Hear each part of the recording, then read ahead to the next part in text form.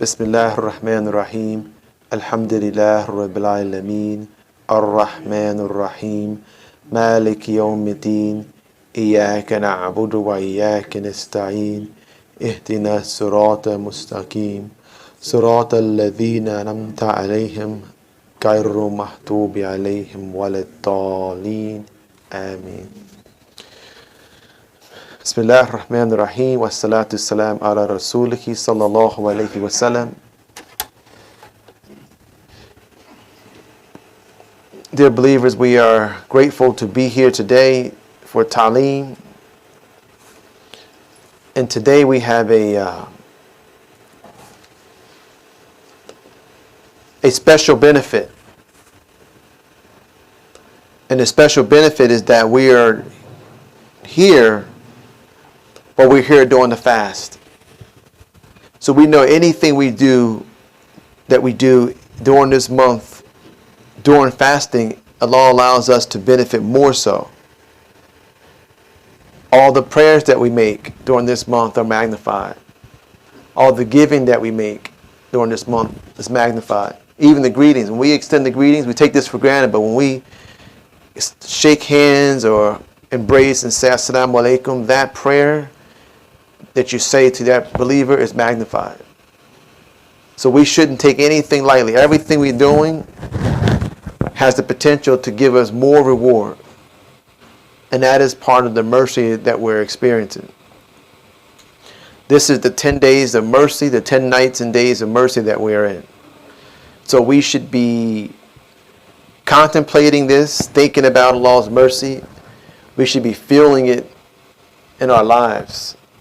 And that is our topic today. Our brief topic is just seeking Allah's mercy.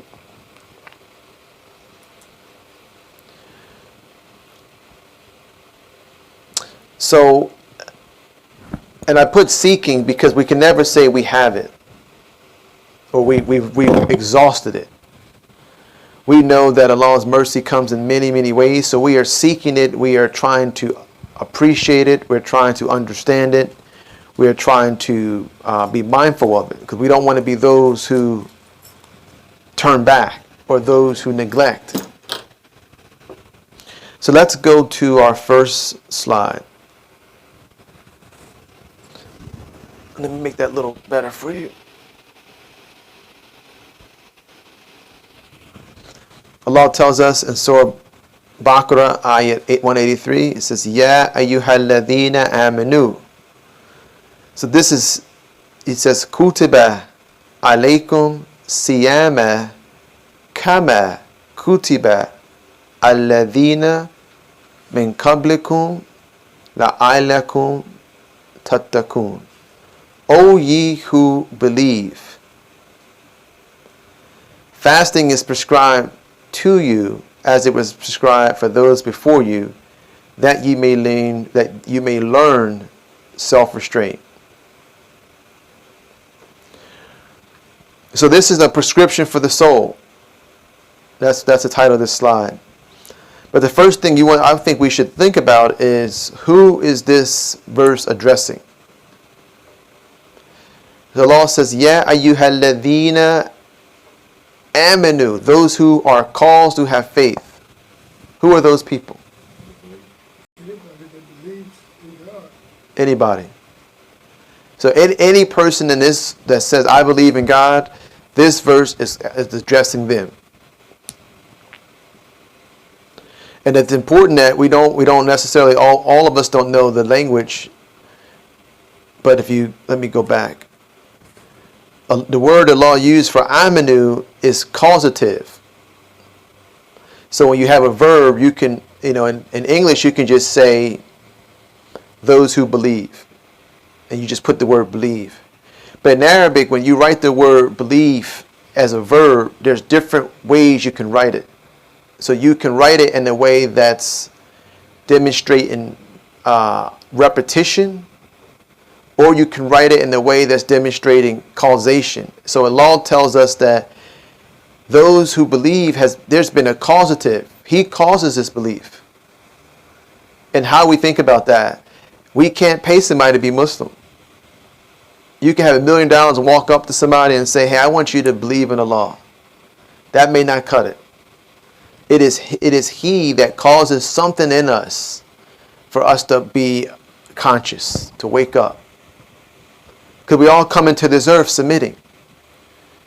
And we all have, the environment teaches us. But Allah reveals Himself to us so that we can witness Him in our lives. And sometimes we witness it through Al-Islam. Other people witness it through other faith traditions. But the belief itself, the law uses this word, amanu, that you hear all the time. That word is causative. And He's causing to believe. Then He says, kutiba, prescribed. So when you think of prescribed, what comes to mind? Like the word prescribed. Where do we usually say this was prescribed, that was prescribed? Something for illness. Illness. So if you're a doctor, prescribe something.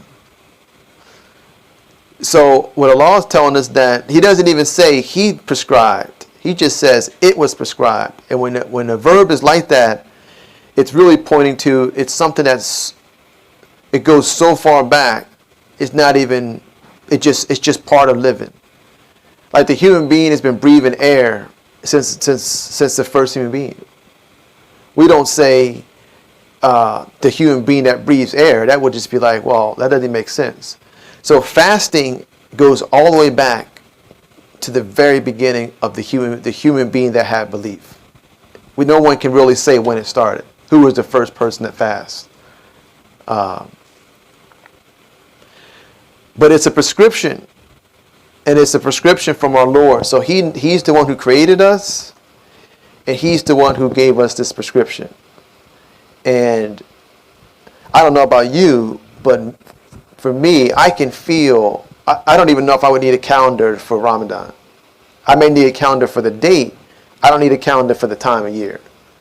Because you can feel your soul needing something extra. You kind of finish your Ramadan and you're excited, you're fired up. And then as the months go, you can start feeling like, I need to get back into my nature. And sometimes you can feel it really intensely right before the month starts. Because the shaitan knows. He knows that these believers he knows that they're going to be parking into that maintenance center for a month. So he tries to amp up, get us distract us, fighting over when the moon is sighted. So instead of the Muslims going into the fast unified, sometimes they go in fighting. I've been in massages where people are squaring up the night of the Eid.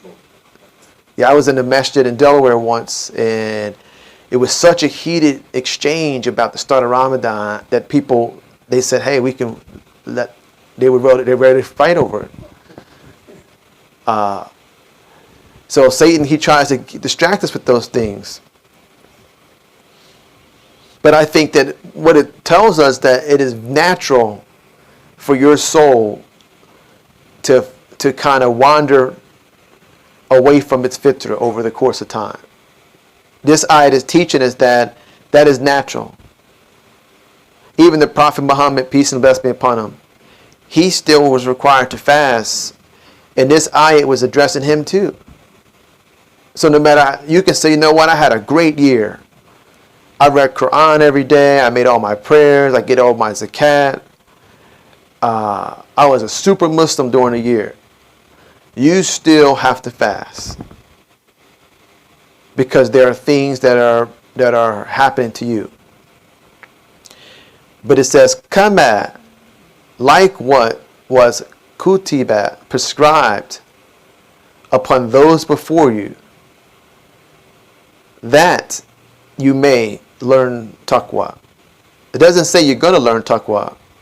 It says that there's a chance, or perhaps you may learn this lesson. So what is taqwa? What do we think? We hear this word over and over again. What do we think about when we think of taqwa? Consciousness. To be conscious of what? Conscious of your Lord. Conscious of your Lord. Okay. conscious of being your best self. So we have consciousness, regardfulness. It's also, taqwa has the idea of a duty. Those who are useful. So to be conscious is also to be dutiful, to be useful. We gave this ayat a couple weeks ago on the Jummah prayer, that Allah describes a people that established Masjid Nabawi, the first masjid, and they established it upon taqwa. So taqwa, he describes taqwa was the foundation of the masjid that was established in Medina for the Prophet. But if I ask you to show me taqwa, just go point out taqwa somewhere, you wouldn't be able to do that because it's not visible.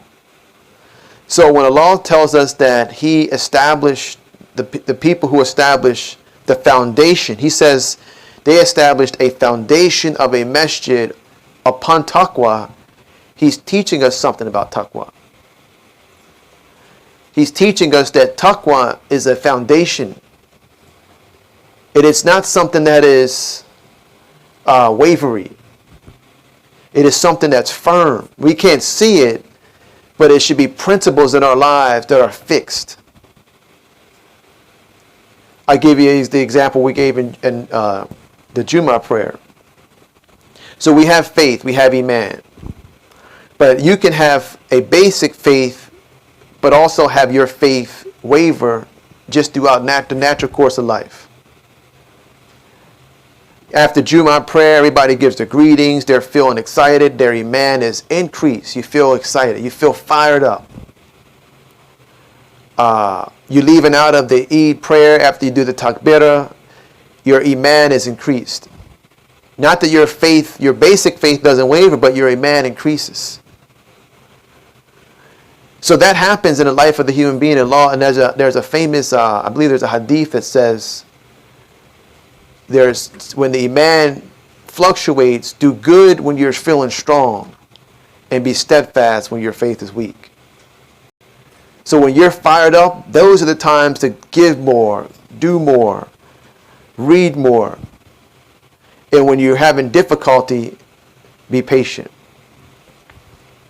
And Quranic support for this would be where Allah says, He talks about the man who's at sea. He describes a scene where there's a person at sea on a boat, and the waters are becoming very violent. This person is calling out to his Lord with long dua. Long faith is really high. Strong faith. Oh my Lord, just get me back to sea. But as soon as the human being reaches the earth, he forgets those long prayers. So that's natural. That when things are going really well, we sometimes feel excited in faith, but also it works in reverse. Sometimes when you're in a hopeless situation, your Iman is high, but when Allah relieves it, your Iman is low. But I mention that because taqwa should not be that way. Taqwa is a little different. Because Allah, again, He says they established a masjid upon the foundation of taqwa. So let's give you some examples of how taqwa is a foundation. So we have our core beliefs. So a foundation is something that is sturdy, that doesn't move. So the Muslim, when we go to a restaurant and the waiter asks us, do we want drink alcoholic beverages, we say, no, we're good. We don't want that. So the fact that we are those who adhere to dietary restrictions, that is a pillar. The fact that we do not engage, or we should not engage in gambling. The fact that we are not those who try to get involved in illicit sexual activity. The fact that we are those who try to not get involved in criminal activity. So these are taqwa. These are pillars that strengthen our faith, that Allah wants us during this month to increase and make those things stronger. Does that make sense? Does everybody see how taqwa is the foundation? So think about this building. This building there's a foundation. If you think of a brick wall, what components do you need to make a foundation? So let's say you need the brick, right? What else do you need? You said mortar? So what is that? That is something that will combine the bricks and make them strong. So think of us, the prophet, peace and blessing upon him, described the believers as a wall. He described us this way. So let's say if we are a wall and we are bricks, we have to have something. We have to have the Quran as that mortar. The Quran is something that binds each one of us. The fact that we all take our Shahada, that binds us. So not only do you have the brick, you also have that thing that keeps things together. Can you put a foundation up overnight, or does it take time? It takes time. So even though we come out to the Masjid, we're believers, we greet each other, the foundation that Allah is talking about when He talks about establishing the Masjid, He's talking about you have to have time together. You have to get to know one another. Because the community that doesn't get to know one another, they don't have that same bond to establish community. There are a lot of masajid that come and go in this country. They break off, establish, within a couple of years they're not there anymore. So do they qualify as that community that Allah says built their community ala taqwa? No. Sometimes when you put up a structure, you may have over time, you may have cracks. But the structure should not collapse when you have a crack. You should be able to go in and make repairs. That's pointing to us. They're saying that even in community, when one of us has difficulty, we should not, the whole structure shouldn't collapse. The masjid should not collapse because we had a situation that happens. So I wanted to share that because when you think of this idea of taqwa, think of it as the foundational principles in my life that I need to strengthen each year. That Allah gives me Ramadan to strengthen. He gives me Ramadan to strengthen my faith, strengthen my prayers, strengthen my reading, strengthen my relationship with others. Just like that wall, so that you can be that solid structure.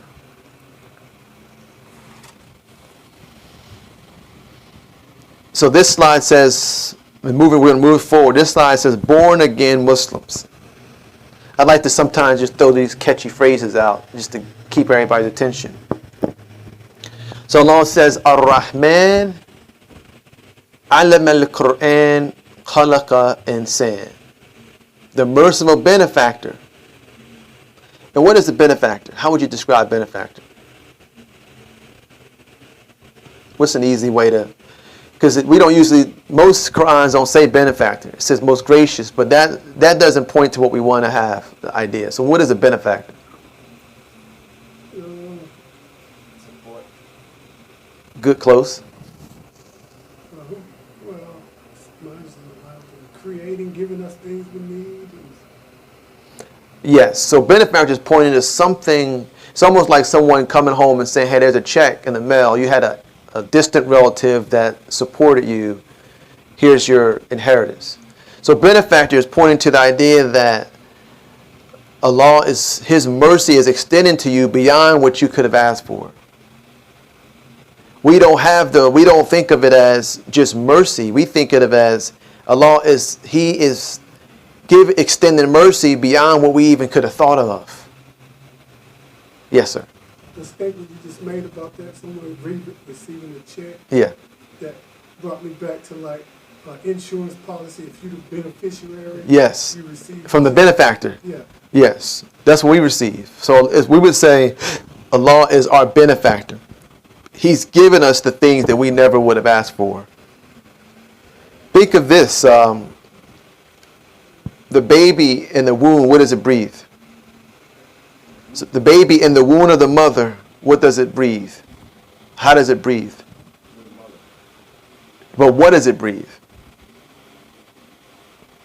So the baby in the womb breathes liquid, water. He doesn't use his lungs, or she doesn't use his lungs for air. There's no air in the womb. It's liquid. But Allah created the baby to have lungs for this side. So the benefactor is the one. So Ar-Rahman says he's the one that knew that the baby will in one state would breathe with water or liquid, and in another state already prepared him with lungs. Yes, sir. Imam, have you ever heard this? Like you just talk about the baby in the womb. They said when it's a small baby, I've heard some people say, science say, that the baby have gills, like a fish, and they breathe liquid. It comes in the mouth like a fish. Maybe. We need to have somebody a little bit more. But I think that's consistent with what we're saying. And they go away as you get older. Yeah. Well, they have, when babies are very young, I've seen it in Europe, in the restaurant stuff. They put the baby in the water and the baby just swim. Right. Because it just came from liquid. Right. So they go right. They try to do that very young. Yeah, I'm glad my parents didn't try that. They just throw them in the water at 2 and see what happens. Man. Yeah. But I think that, we have a small group here, but each one of us could probably think of something in our lives where we wanted something and we received something, but how we received it is way more than what we ever would have thought of. I mean, I'll use myself. When I met my wife, I was prayed to Allah to meet a good spouse. And I, went over and introduced myself, but I would have had no idea that small leap of faith would blossom into an 18-year relationship. I wasn't asking for that. I mean, I was asking for that, but we don't have the ability to ask for Allah for, we only can see the surface. I just want to eat. We have no idea that eating and what we put in our bodies and how it gives us life and energy and skin tone, we don't have any knowledge of that. We just want to eat. So I just wanted a good spouse. And the benefactor who knew my needs, he allowed all the other stuff to take place. That's probably happened to many of us. I'll add one more, and maybe if you want to share, you can. So I remember the day I took my Shahada at 19. I was born Muslim, but I had a lot of challenges in that teenage years. So I had just like many other teens. I was 19 years old.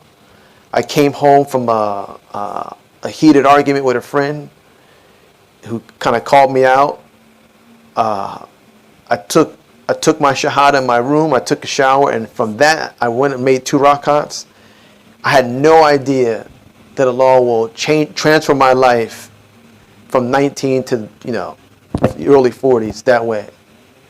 I just was asking for mercy and help, and Allah just gave me way more than He ever would think. So when we think of merciful benefactor, that's why it's so hard to define. It's the fact that Allah is going to give you way more than you can ever ask for, and that's why we can't praise Him enough. Anybody have something they want to share that ties into that? No, I was just thinking though. That side of mercy from Allah reaches everybody though. In one, maybe not just in the deen. But it's like Rahman, Rahim. Right. So the Rahman is just like everybody. Right. Rahim is for just believers. That's right. So I don't know, maybe that merciful benefactor is more closer to Rahim if we're Muslims and we're going under the pillars and the consciousness of Allah. Right. I don't know. Well, the way we would look at it is, it is available to everybody, but not everybody takes advantage of it. So that's why the Rahim is the redemption. So the Rahim is the one that says, I gave you life. You did a great job, but you didn't really fully do your job, but I'm going to redeem you because you believed in me. So we say Allah is the merciful benefactor and the redeemer because we need redemption because we may not fulfill our end of the bargain. And we need our belief in Him and our trust in Him to redeem us, because we don't think that I'm just going to do enough good deeds every day to equate. So look at the second verse. Allah says, Allama, He says, Ar-Rahman, the merciful benefactor. Allama al-Quran. He taught the Quran. Khalaqa insan, and He created the human being. So this is how we become human. We think of us becoming human as just reaching a certain age. Well, I'm a grown man now, and I'm a grown woman. But that's not the human being that Allah's talking about. I mean, everybody's going to go through those stages. But the more human you become is the more in touch you become with the plan of God. If you are just operating in, not outside the plan, but if you're operating in your own plan, that's not human. That's just living. So for us, we want to know, what is it to be a man? What is it to be a woman? What is it to be a son, a daughter, a mother, a father? What is it to be charitable? What is it to be married? What is it to be a business owner? All of these ideas are in the Quran. And the more we see them and appreciate them, the more we benefit. I mean, I could give you the example just from the Surah Baqarah. Allah says, ذَلِكَ الْكِتَابُ لَا رَيْبَ فِيهِ هُدًى لِلْمُتَّقِينَ. But the hudan lil-muttaqin, so the guidance in the Quran is for those who are conscious.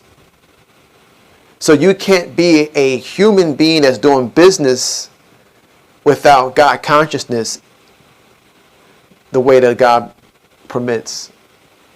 Now you could be a human being doing business, but are you the human being that Allah describes? Or are you just operating as animals do? Take advantage of each other. If I go out and sell you a lemon, there's no taqwa in that. So am I being the human being that Allah describes as the business person, or am I just trying to hurt people? So that's the more human, the more the Quran you put in you, the more human you become. Any questions about that or comments?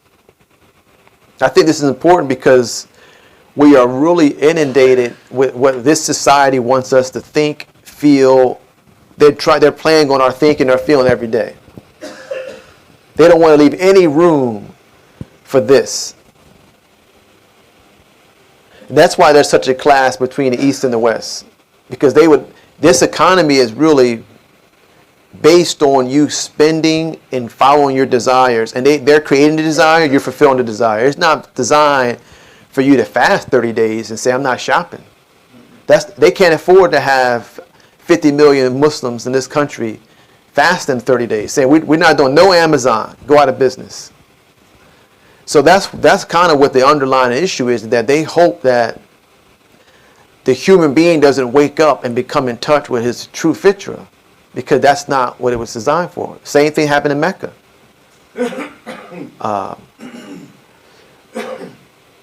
But I feel like this is Allah's mercy. The fact that we have this month is a mercy. Because as much as you try to get focus, Ramadan is just like, it shifts you into that focus so much differently. Yes, sir. It's really interesting what you just said about fasting and the capitalism in this country. So you think that's related to blockage of Muslims coming into this country? No, I'm saying that it's not really just blockage. I'm saying that ever since Islam came, there's always been this issue with the East and the West. Crusade, always. But part of it is that we have a system of living that they cannot be amended. Our religious texts can't be changed. How we worship can't be changed. So you can't manipulate a human being that you can't affect their lifeline. So that's a threat. Because you can't control. You can control if you're just going to have me eating, sleeping, shopping, sexual relations, and complete that cycle, fighting for power at work. If you're going to have me in that gerbil cage, you can control me. And they get many of us. I mean, it's affecting. I mean, it's affecting all of us. Except when you try to attach yourself to Islam, they haven't been able to penetrate that. So it's not just a Muslim ban. It's probably, that's why they don't really report a lot of the beauty of Islam. They're not going to go online and start talking about the beauties of fasting, they're going to talk about terrorism, stuff like that, because it shows Islam in a negative light. They're not going to talk about how this fasting disciplines people and purifies people and helps with charitable deeds and helps with unity. They're going to show other things. And it goes all the way back to a lot of people. They've lost their way. Like they'll show you, they'll promote have it your way, just do it, and obey your thirst more than they say self-restraint. You got to think, why is that? Because if you were not obeying your thirst, you can't be manipulated. Yeah, they've done a great job. I mean, if you look at Surah 8, verse 36, let me see if I can pull that up for you real quick.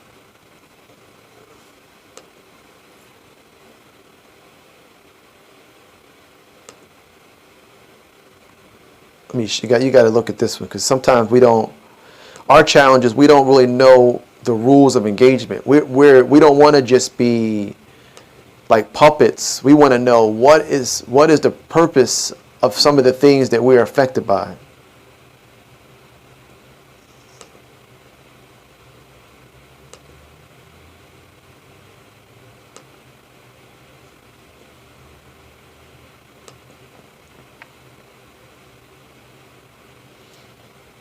It says, "Innal ladhina kafaru," verily those who disbelieve, or those who are ungrateful, those who cover the signs of Allah.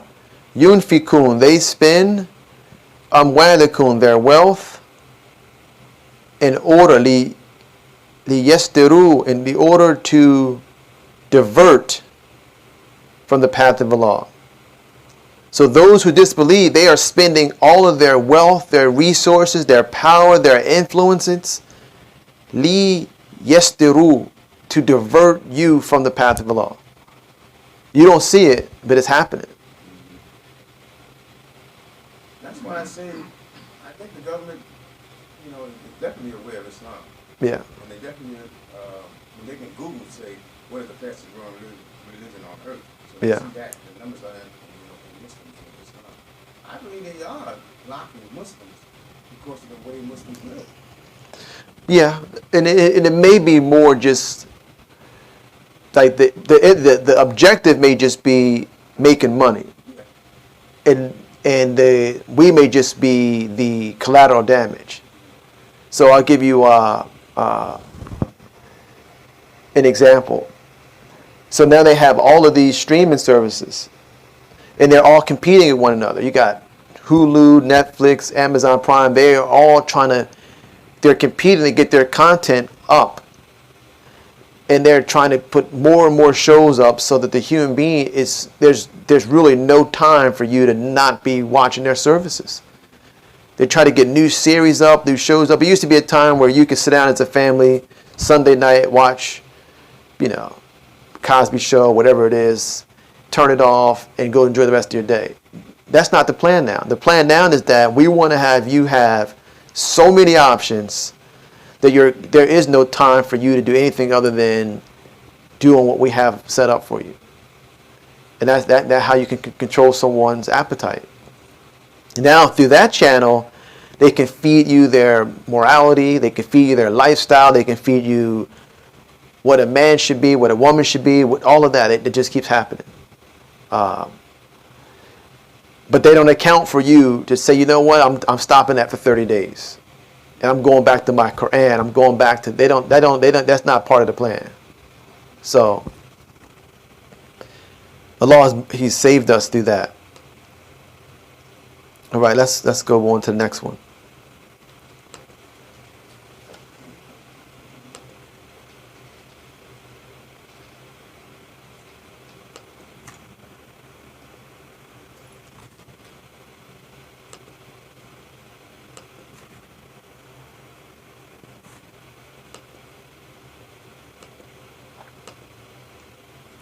Listen to this one. Allah says,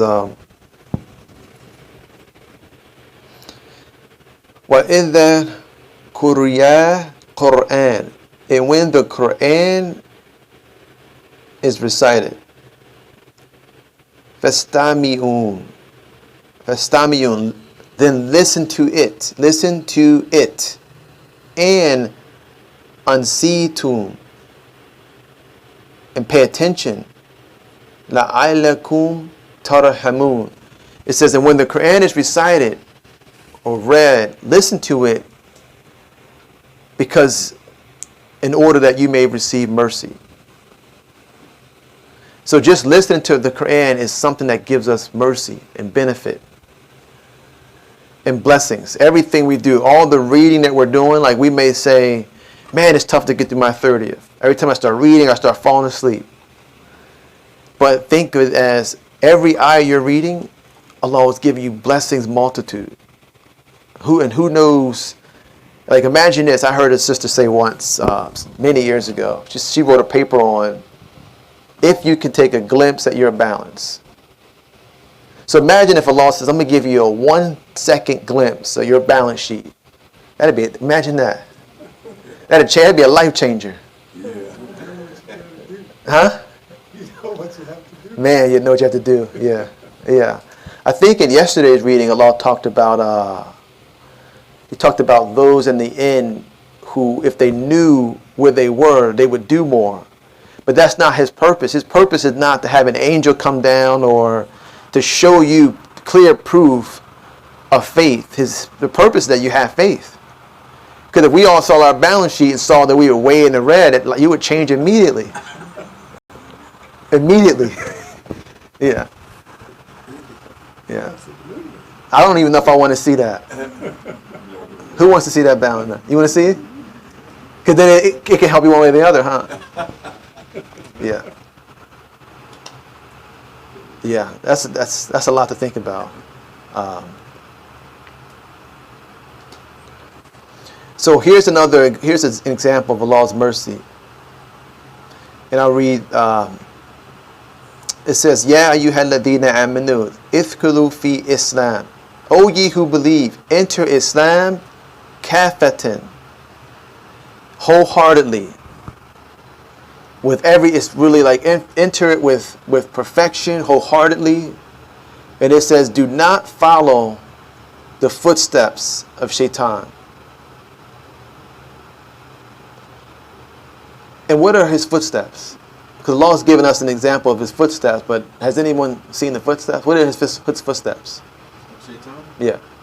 You can't see it. It's Wrongdoing. Wrongdoing. So whatever he whispers, where does it start? Where does the footsteps start?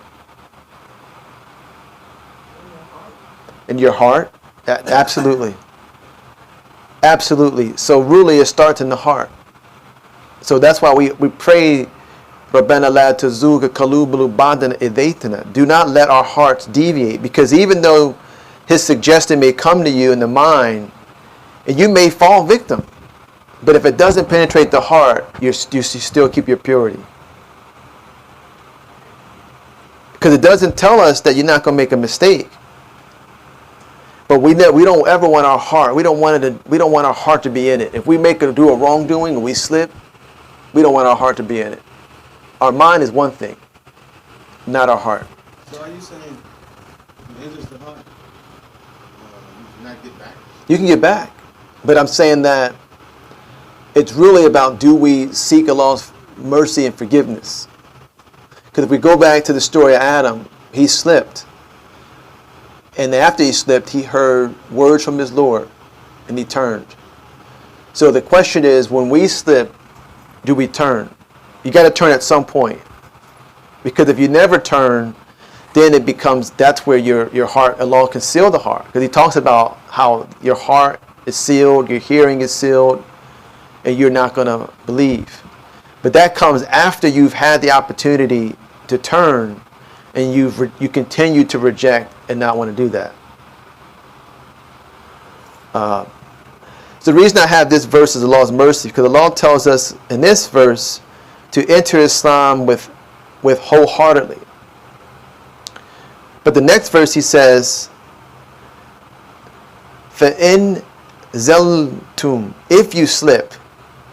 if you slip after clear proof has come to you, then Allah is almighty wise.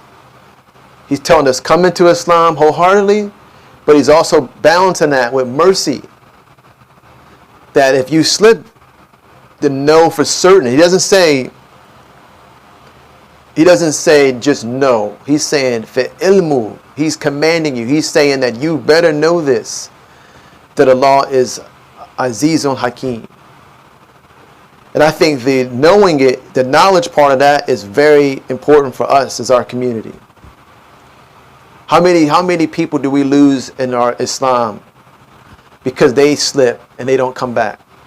Because they feel so bad, so guilty, so overwhelmed in where they are. I have family members in that situation. They say, well, look, I haven't prayed in 6-7 years. How can I pray now? So we have to teach them that until your last breath, you can never feel like you're away from Allah's mercy. That's the way. I was just going to say, that I don't, this is my opinion, I don't believe that people are feeling guilty. I feel like it's that we don't want to submit to fully.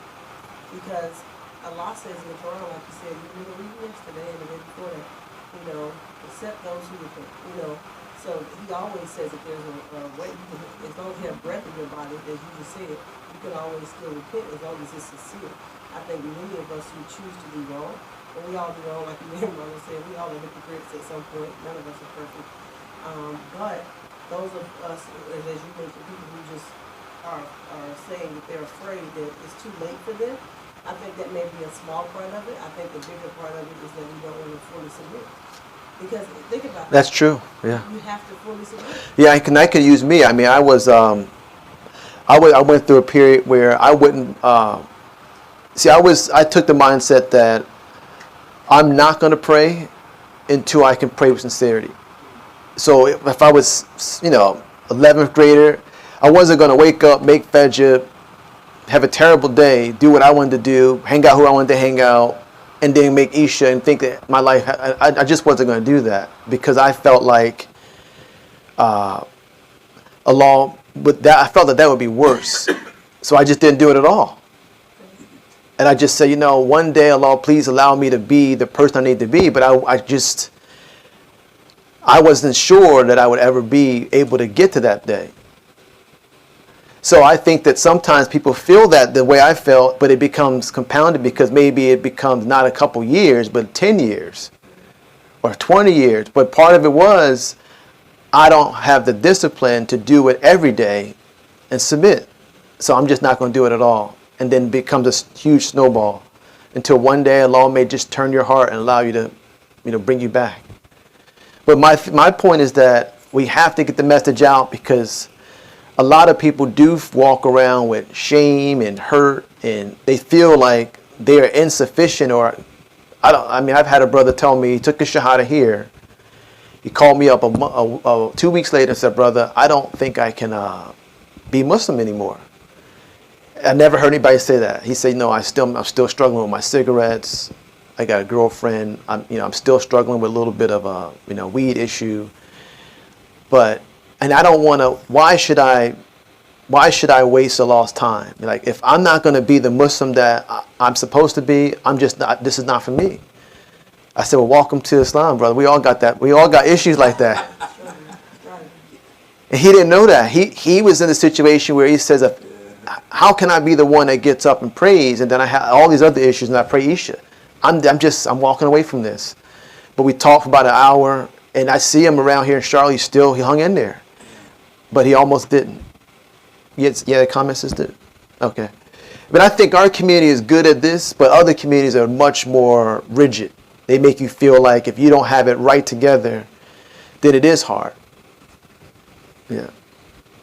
I can see the wheels turn, Dawood. Yeah. Yeah. Yeah. And I think also for our youth, we have to, as the leaders in the community, a lot of times they don't see our imperfections. They see us as super Muslim. I felt that way. When I went to the Masjid and I saw my parents, I walked in and said, everybody's a super Muslim except me. I'm this 14-year-old struggling. Everybody else seems to be praying fine. I don't see nobody got no problems in their relationships. Yeah. Because we come into the masjid, we play our part. We project a certain thing that a young person in this society, they don't know that you have your own problems. So I think that even as parents and leaders, we have to talk to them and say, hey, when we're praying, I'm praying for me because I didn't have a good day. I have issues that I'm working on. Even though I'm giving you all these do's and don'ts, I have my own list of struggles. I think that would have helped me as a young person. Because sometimes you just, you would think of the Imam Khalil, if you're a young person, he's a super Muslim. Probably had never had a bad day in his life. And we're all in this. So the next thing I want to share is this hadith where it says, upon Jari ibn Abdullah said, the Messenger of Allah said, no mercy upon Allah who does not show mercy to humanity. So all of us would say we want Allah's mercy, right? Are we willing to do whatever it takes for it? Do you think we are? Probably not. We want to. But the question is, if you've had a relationship with somebody else, past year or previous years, if Allah says He's going to forgive you, would you be willing to let all of those issues go and reconcile that just for the mercy of Allah? And I think that's something we really got to think about, because that's hard. But some of us probably have relationships that's been unreconciled for years. Family members we haven't talked to, won't talk to, people we're done with. But we're in the days of mercy. So I'm like, well, how can I really, we want all of it. We don't want Allah to say, we don't want Him holding back anything. So the question is, are we willing to extend that to someone else in order to get it from our Lord? Yeah, so that's good. But I know I've had situations where I've been estranged for a year. And I think that happened to me, and I got this hadith that popped up on my computer one day. When I read that, I said, oh my gosh. Had to call a relative and say, you know what, I'm sorry. Or let's just move on. But I like to bring this up every year because this is kind of like the thing we don't really think about this, because this is hard. We want to have this continue. Yes? I'm sorry, I think that should be easier because if you think about that, you're imperfect. So how are you going to try to hold somebody else to a perfect standard? You don't know what they've gone through. I always tell people this when we're talking about forgiveness. You don't know what somebody, even a parent, when people have issues with their own parents, you don't know their life. You know their life as your parent. You don't know what the experiences that they had to make them be who they are. And so who are we to judge? You can't judge people for being imperfect when you are imperfect. That, in my opinion, should be the easier one. The first question, I think I said no to. But this one should be easier, in my opinion, to... And which one? You saying showing mercy to someone? That one should be easier because you're not perfect.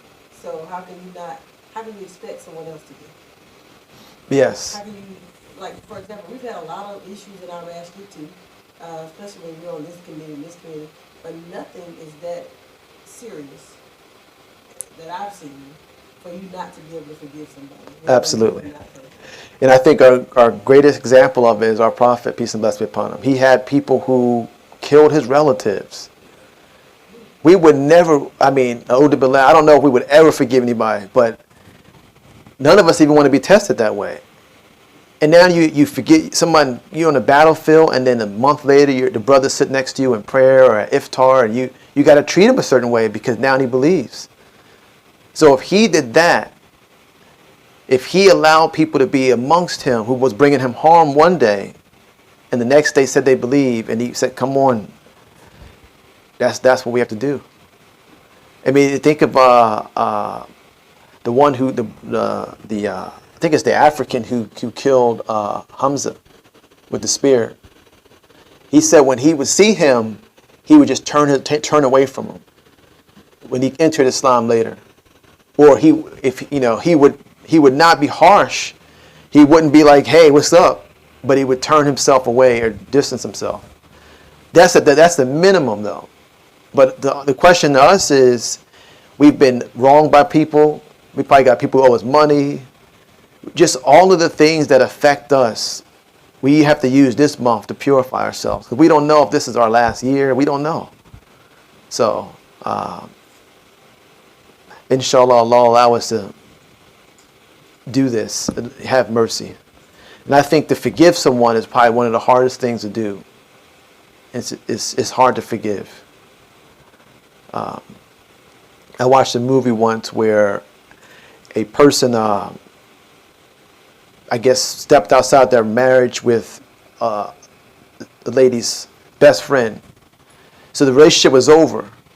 But the person wanted forgiveness. So he called up his ex-wife years later and said, look, I'm flying to New York and I want you to forgive me. Now, when she heard that he was coming, it totally almost destroyed her, because it was easy for her to just have that feeling towards that person indefinitely. But when they come in your face and say, now I want you to forgive me, now the burden's not on him. He's saying, look, I'm asking for forgiveness. Now it's on her. And it was hard. She was so upset that he asked for forgiveness. So we have to do both. We have to be willing to seek others' forgiveness, but also willing to accept those who may have wronged us. Sometimes people don't have the words to say, I'm sorry. We got to help them out. We got to meet them halfway. Somebody may owe you something. You may know they don't have it. You say, hey, brother, sister, I love you. I forgive that debt for Allah's sake. Because then it reconciles you and them. So any other comments, questions? Does that kind of make sense? So who wants to share anything they have about the mercy? Like where are they feeling the mercy or differently this year than previous years? Yes, sir. I don't know. Maybe it's from fasting, making errors for so many years. But beginning of this fast has been pretty recent. Alhamdulillah. Thank Allah for that. Just that I don't know, for making so many mistakes. Trying to do it my way instead of the way it's prescribed. Finally, I'm getting it right. It's easy. Alhamdulillah. Yeah, I would think it's a mercy for us to be back. We had a unique, Ramadan was very different last year for us in D.C. They have, there's more of an emphasis on, iftars at different places. So in the 30 nights, you may have 20 different invitations to go to 20 different places. It's not as much emphasis. They have iftar at the Masjid. Most of the members were not at the Masjid. They were just at, but they may be at the Qatar Center or at the embassy, or just so many invitations. For us, it was hard because we didn't want to be everywhere every night. We wanted to be with everybody else. Like, let's not go everywhere. We want to just be with everybody. So our community, that's our strength, that we love seeing each other and being out together. So that is the mercy that Allah has blessed us with, that we're a community that really enjoys and we energize being with each other. Versus some communities, that piece is hard. Not every environment has that where people enjoy coming together, seeing each other. How about you? Anything, Sister Mary? How's Mercy treating you? Yeah. What's your thoughts on Mercy the first 10 days? I think it's excellent when we give our full self to it and read and study, and then when we come out to the masjid or out and meet others, you can let that freely come out of you, and you can warn someone up that's had a bad day. Yeah. You never know. Yeah. So we have to just be kind as much as we can. Yes, alhamdulillah. Yeah, it's good. It's good being able to see each other, because as soon as Ramadan ends, unfortunately, we kind of get busy. But maybe this is Allah's plan. Maybe He knew this. Maybe He said, I'm going to force y'all to come together, because otherwise we come together on Friday, but not much else. The last thing I want to mention is we should we should not just pay it forward with like the personal relationships, but pay it forward with giving. If we don't have wealth, it has to be time. Maybe it's clothes. I mean, a lot of us come from a mindset of just hoarding. And I gave the example in the Juma a couple weeks ago. Give something that hurts to give. Like if you got a brand new something that you haven't had a chance to wear, try to give that. Because if you're gonna, let's say you do like we do all of our clothes. This is the time of year we go through all of the clothes and say, what do we want to donate? But if you're only getting rid of stuff you don't ever want to wear again, that's not the purpose. That's not, no, don't do that. Try to give something that you wore once or something nice, because then you'll feel it. And then you'll feel that's part of the purification of giving. And if you have resources, give that. If you have time, give that. So we don't want to keep everybody too long, but we hope that Allah has blessed us. Oh, Sister Mary. One other thing, a smile. Yeah. A smile is worth a lot. Yes. If you're just walking past someone, you can just greet them. Yes. The greetings. And we have something that I think people appreciate our community. I don't know if you could appreciate it as much if you've never experienced other communities, but maybe you can. But I'll wrap up after this. If you think of a garden, and you think of the product, the labor that you put into it, this is how this community is. So if the fact that the relationships have sustained to the fact that we can have a large crowd every week, iftars, development, land paid off. We think about that and just take it for granted. But that is a product of community life. A lot of communities don't have that. We have an issue of how we're going to build, where some people have an issue of not even having a community. Or you may have a community, but you don't have the people. So each day that we come out and we see each other and we're in this facility or we're in this area, we should thank Allah that He allowed the relationships to stay strong enough to establish something. Because this is how we're going to get to paradise. I mean, maybe you get there if you don't have a community. But we have a greater chance if we can work out our salvation right here than those who don't have this. This is the part of the paradise for us here. Just somebody who gets to stand out in security every night because there's people coming to Tawheed prayer. They're getting those benefits, those blessings. Person taking the trash out because of iftar 30 times, blessings. Some communities are struggling around the country. They don't have a community. So, in thinking of Allah's mercy, think of the fact that we're blessed with community life that we can contribute to save our souls.